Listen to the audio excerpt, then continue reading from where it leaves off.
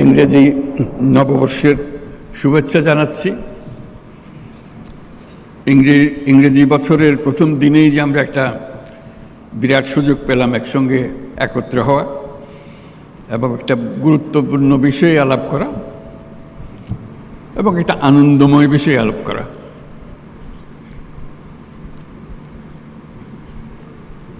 আন্তর্জাতিক বাণিজ্য মেলা যখন শুরু হয়েছে প্রথম দিকে দু একবার যাওয়ার সুযোগ হয়েছিল। বেশ ফুর্তি লাগে, মজা লাগে দেখতে। নামটা হলো আন্তর্জাতিক বাণিজ্য মেলা, তিনটা শব্দ। কারো কারো পছন্দ আন্তর্জাতিকের দিকে, খেয়াল ওদিকে, কারো কারো মনোযোগ বাণিজ্যের দিকে, আর কারো খেয়াল মেলার দিকে। আমি মেলার দিকে।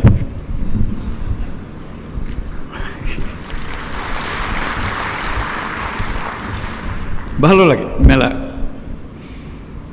এটাই মূল আকর্ষণ। আসলে সবাই ফুর্তি করে আসে, মনে মনে ভাবে। পরে শুনেছি বেশ উৎসাহ সহকারে বিভিন্ন পরিবারের আলোচনায় বছরের কতগুলো জিনিস তারা বাণিজ্য মেলায় কিনবে বলে রেখে দেয়। আমার কিছু অবাক লাগে, সারা বছরের পরিকল্পনা বাণিজ্য মেলায় কিনবে গেল।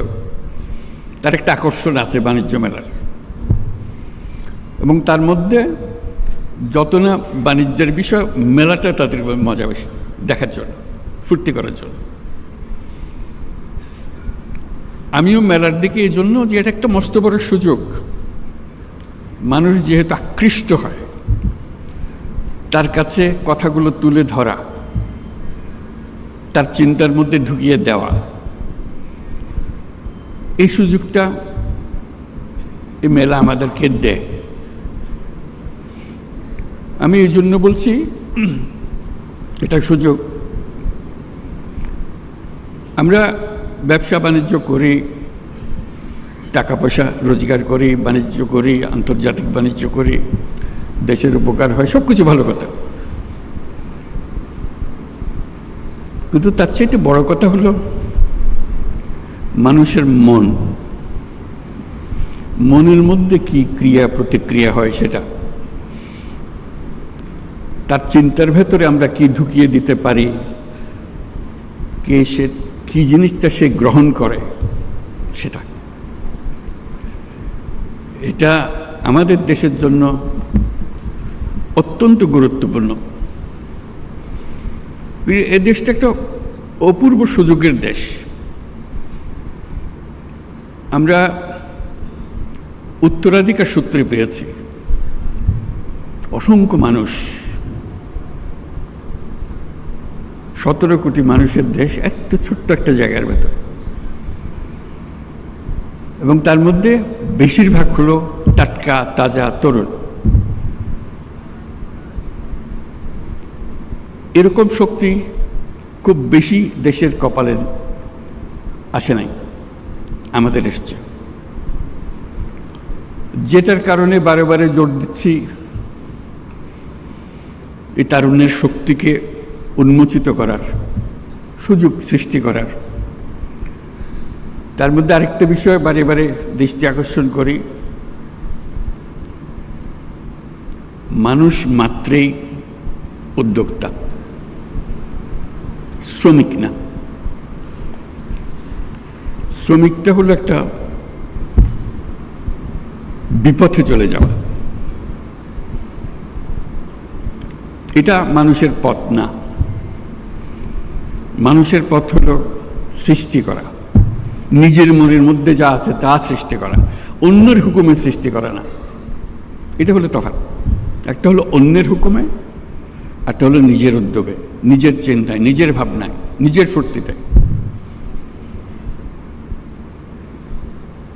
এই মেলা আমাদেরকে আবার সেই সৃষ্টির সুরসুরিটা দেয়।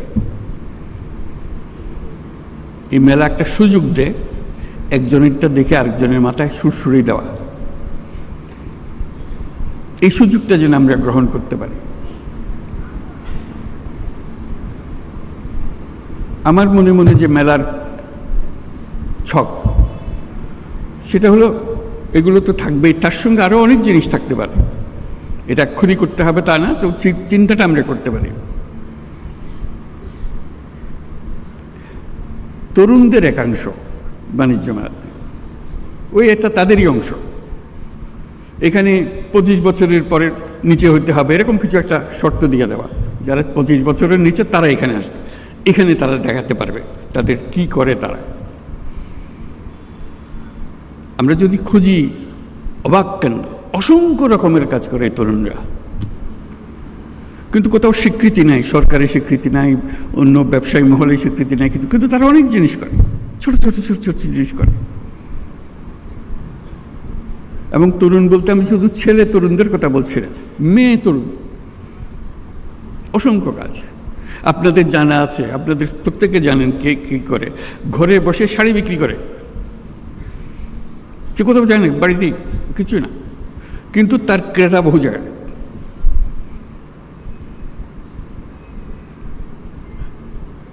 গৃহিণী, বয়স্ক মহিলা, 4-5 ছেলে মেয়ের মা ব্যবসা করছে। কি করে? রান্না করে খাওয়ায়। অর্ডারটা 3 দিন আগে দিতে হয়, কি কি চান, কি কি জিনিস, ঠিক রান্না করে আপনার বাড়িতে পৌঁছে দিচ্ছে। কোনো স্বীকৃতি নাই। তার যে একাংশ থাকবে শুধু এদেরকে দেখানো,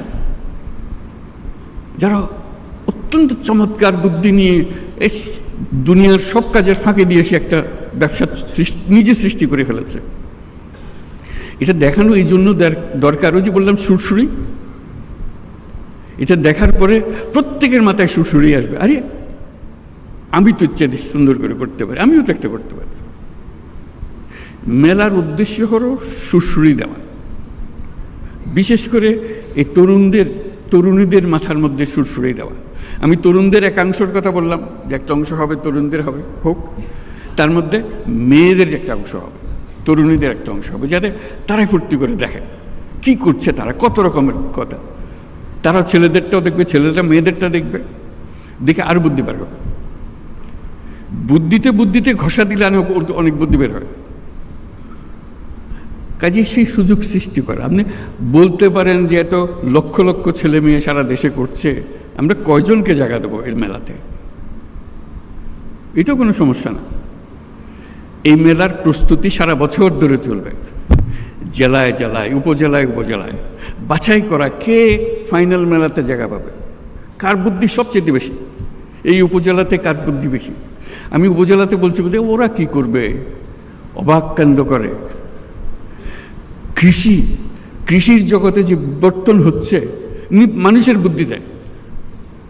সরকার সহযোগিতা করেছে, কিন্তু মানুষ বুদ্ধিটা নিয়ে নিয়েছে, বহু রকম জিনিস করছে। কৃষিতে, শিল্পে, হস্তশিল্পে, কুটির শিল্পে যত রকমের জিনিস আছে, আইসিটি, আজকে টেলিফোন দিয়ে কত রকমের ব্যবসা হচ্ছে, কম্পিউটার পর্যন্ত যেতে হচ্ছে না, কিন্তু কম্পিউটারও চলছে। কত রকমের ব্যবসা, আন্তর্জাতিক, আমি তো দেশের কথা বললাম, আন্তর্জাতিক ব্যবসা। ঘরে বসে কোথায় কোন দুনিয়াতে কি সফটওয়্যার বিক্রি করে দিচ্ছে সে। কাজে উপজেলায় প্রতিযোগিতা হবে, প্রত্যেক উপজেলা থেকে 3জন 4জন যা আপনারা বিচার করেন আসবে, তাদের জায়গা পাবে, তাদের সমস্ত খরচ সরকার বহন করবে।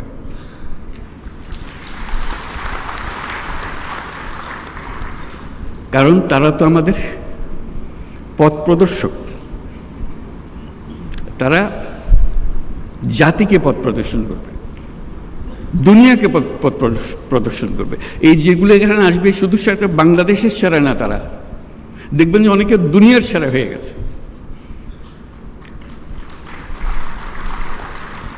দেশ আর দুনিয়ার সীমারেখা এখন আর নাই। আমরা যে পর্যায়ে তরুণরা আমাদেরকে যে পর্যায়ে নিয়ে এসছে, আমরা একাকার হয়ে গেছি, এখন আমরা ওই সীমাতে চলে গেছি।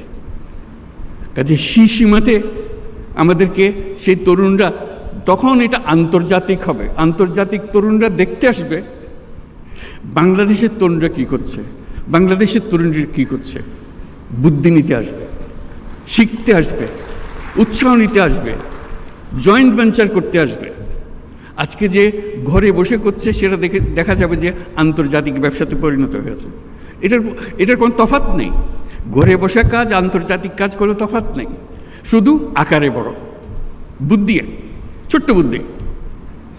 একবার যদি বুদ্ধিটা খেটে যায় তাহলে এটা সারা দুনিয়ার জন্য খেটে গেল। উবার ধরেন একটা বুদ্ধি, এটার জন্য দুনিয়া লাগে না তো, একজন হলেই হয়ে যায়। কিন্তু যেই একজনে কাজ করেছে এটা সারা দুনিয়াতে কাজে লেগে গেছে, বিরাট কোম্পানি হয়ে গেছেন। কাজে এই যে কাজটা করছে সে ছোট্ট একটা জায়গায়, আপনি তারে ছোট ছোট জায়গা বন্টন করে দেন, সে শুধু দেখাবে, বোঝাবে কি, কত বিনিয়োগকারী আসবে তার কাছে, বল চলেন আমরা সঙ্গে ব্যবসা করি। এই তো মেলার উদ্দেশ্য, যোগাযোগটা করে দেওয়া, খাপে খাপে মিলিয়ে দেওয়া। তা আমরা সেরকমভাবে তরুণ তরুণীদের করতে পারি, বয়স্কদের করতে পারি, যারা আমরা বলি রিটায়ার্ড, একটা শব্দ বলি, আমি বলি রিটায়ার্ড বলে কোনো শব্দ নাই, পুরো শব্দটাকে আমরা রিটায়ারমেন্টে পাঠিয়ে দিলে ভালো হয়।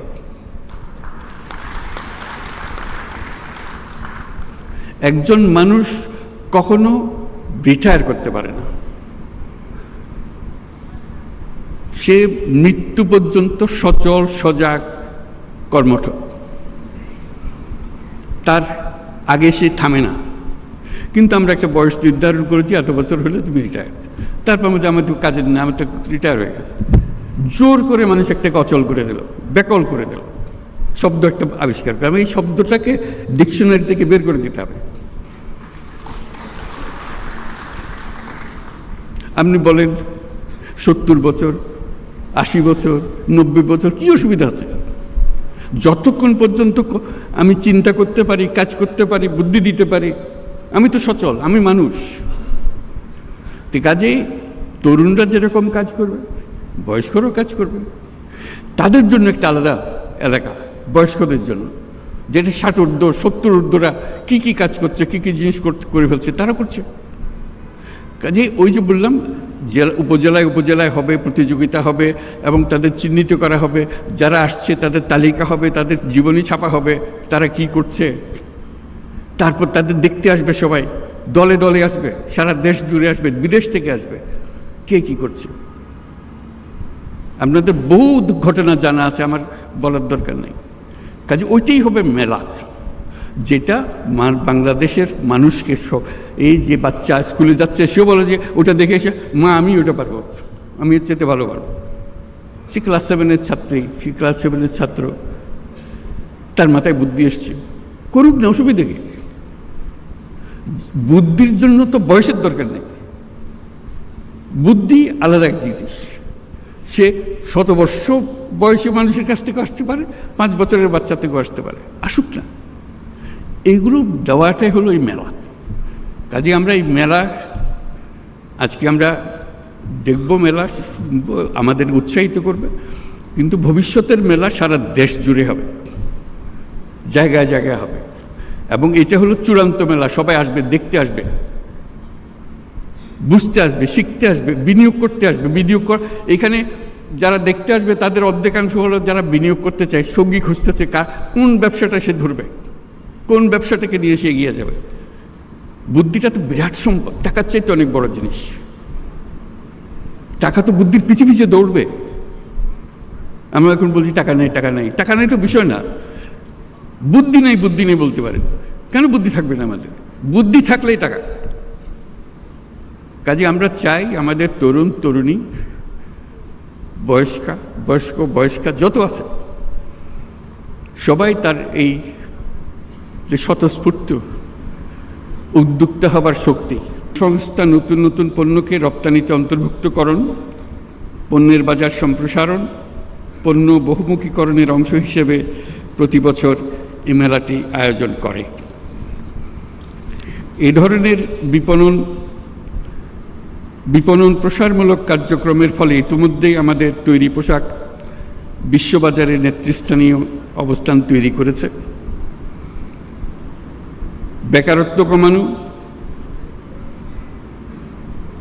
বৈদেশিক মুদ্রা অর্জন এবং দারিদ্র্য কমিয়ে আনার মাধ্যমে রপ্তানি বাণিজ্য দেশের অর্থনীতির ভিতরকে মজবুত করতে বিশেষ ভূমিকা রাখছে।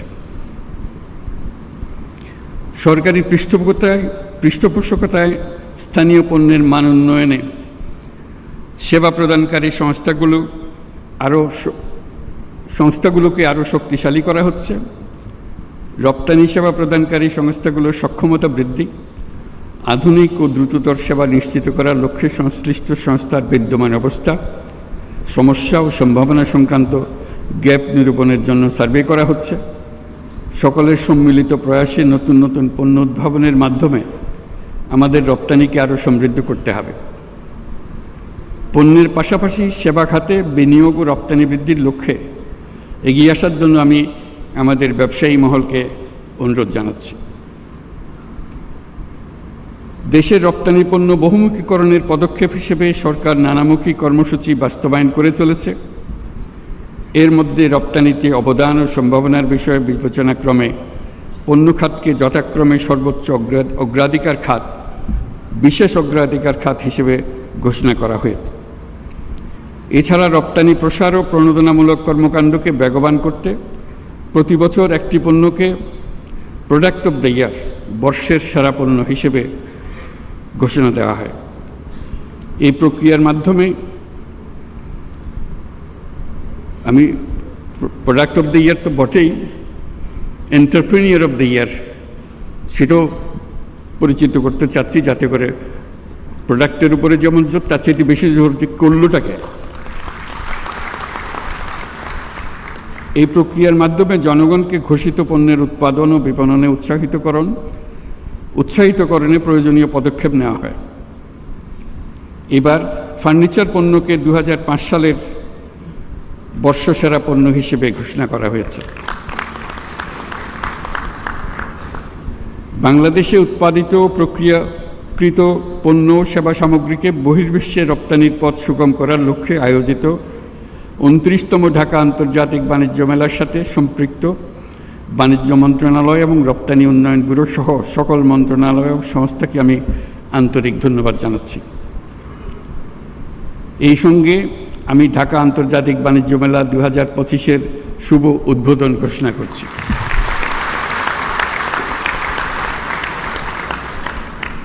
ঢাকা আন্তর্জাতিক বাণিজ্য মেলার সঙ্গে সংশ্লিষ্ট সকলকে আমার শুভকামনা। আশা করি এবারের মেলার সার্বিক সাফল্য অর্জন করবে। আপনারা সবাই ভালো থাকবেন। সবাইকে ধন্যবাদ। আসসালামু আলাইকুম।